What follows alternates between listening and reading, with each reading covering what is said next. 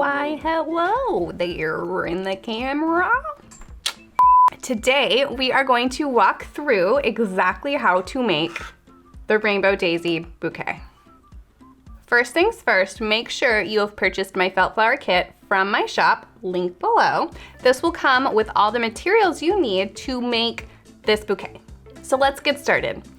First, let's look at everything that's gonna be included in your kit when you receive it. So first off, I offer two different versions.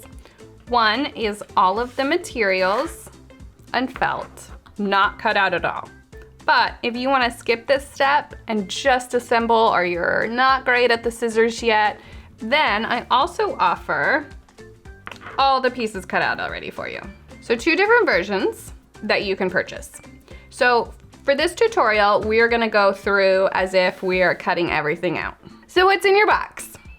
So when you receive your box, you're gonna get 6 sheets of different color felt to make your daisies.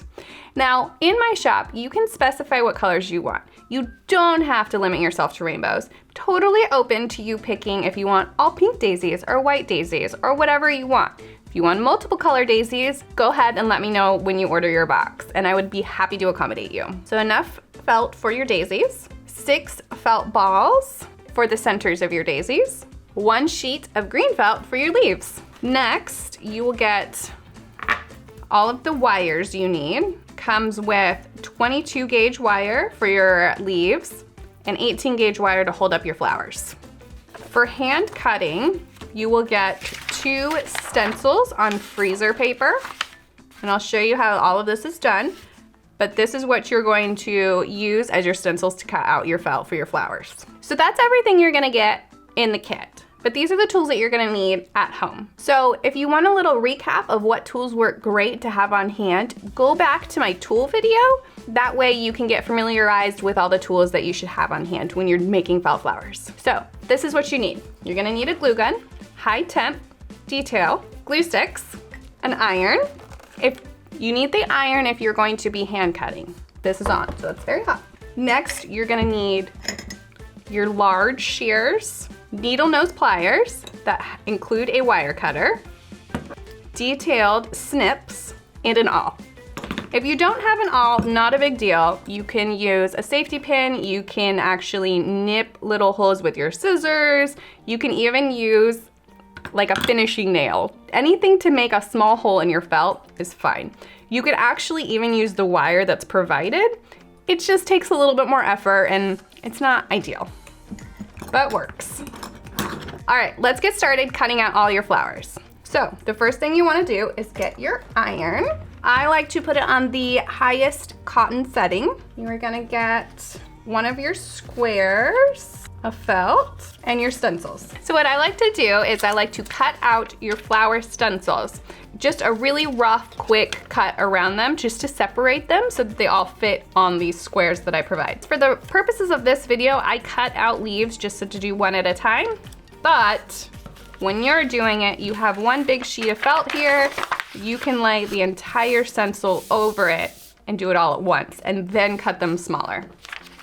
What we're gonna do is we're gonna line this up. We're gonna have a preheated iron on high on the cotton setting. I'm just putting this piece down to protect my mat, but if you have any ironing sheet or anything, that works great too. So we're gonna line these up here and just go ahead and apply heat. So the great thing about freezer paper is on the bottom of it, there is a shiny side, and that's actually what's adhering to your felt. So at any point, if this starts loosening off, go ahead, throw a little bit more heat down, it'll suck it right back up. So when you're cutting the leaves, I like to use my big shears. This makes a nice clean cut all the way around. I start at the point, and I'm literally just following the lines, like so. And here, I'm just wrapping around again, following the lines, and you have a leaf. So this is the great thing about freezer paper is it peels right off and you have a leaf. These are usually only one-time use. Sometimes you can use them again, but they never stick the best. So I like to just toss them, use a new stencil. So for this one, I like to use my snips, and it's just a little bit smaller, finer tipped, more detailed cutting. because we have all these little corners here that you want to get in there smoothly. So I like to start on one and get in there and go straight in. And then you can do this a handful of different ways, whatever you feel comfortable on. You may want to practice a few times on some scrap felt, but I'm just going right around and following the lines. So the reason why I like doing it like this, where I'm snipping one side at a time, so I'll show you in a second. When you do the other side, it eliminates the scraps to get in the way. So now we have all that. So now, for instance, all of this is out of the way, and I can come in and it's gone. Sometimes you gotta clean up that little corner. Not a big deal.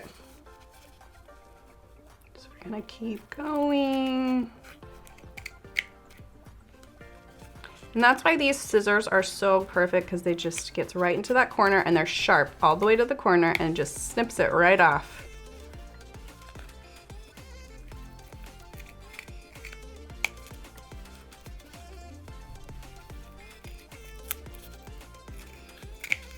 All right.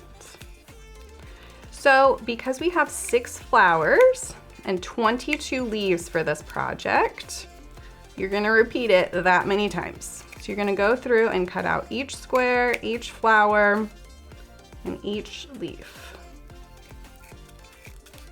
And ta-da.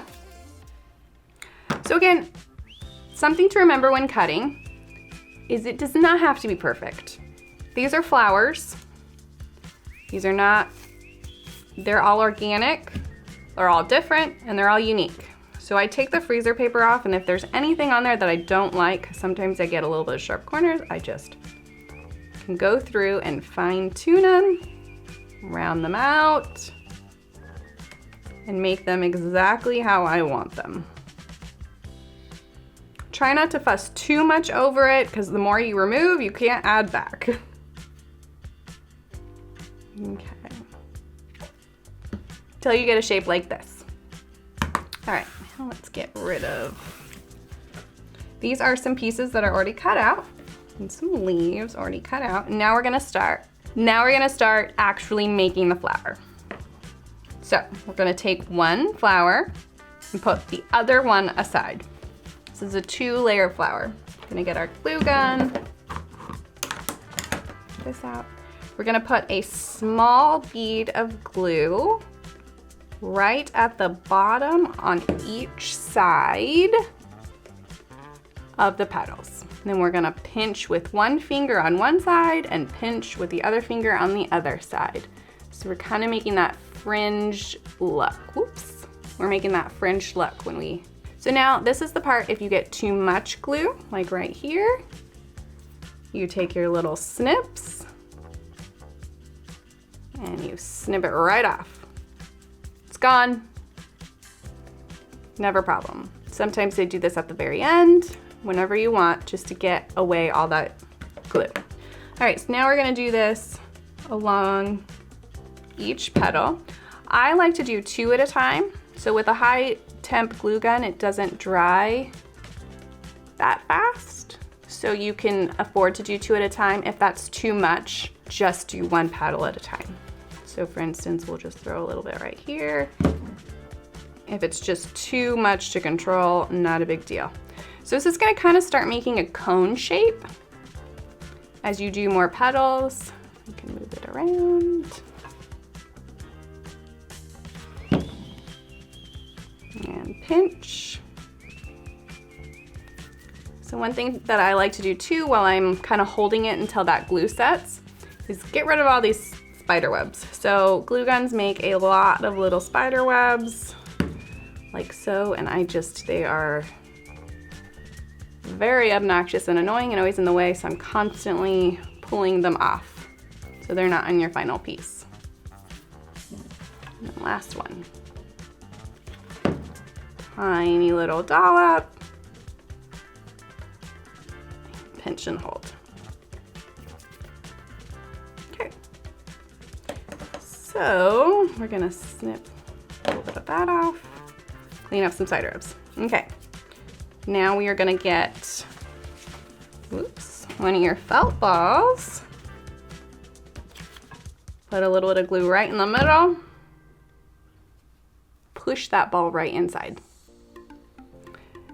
So from doing all of those little pinching, it gives the flowers a little bit of depth, and then it also makes a nice little cone shape. So it gives it dimension, gives it some dimension. So this is the part you can play, you can smash it down, you can cone it up. It's the fun part. Okay, so we're gonna do that 5 more times with all your other colors. Just be sure to only do one side and leave the other side blank. Well, that's the end of part 1. So follow along for the next steps in part 2. Thank you so much for joining me and visiting my channel, and this is so much fun today, and I can't wait to do more with you guys. Thanks.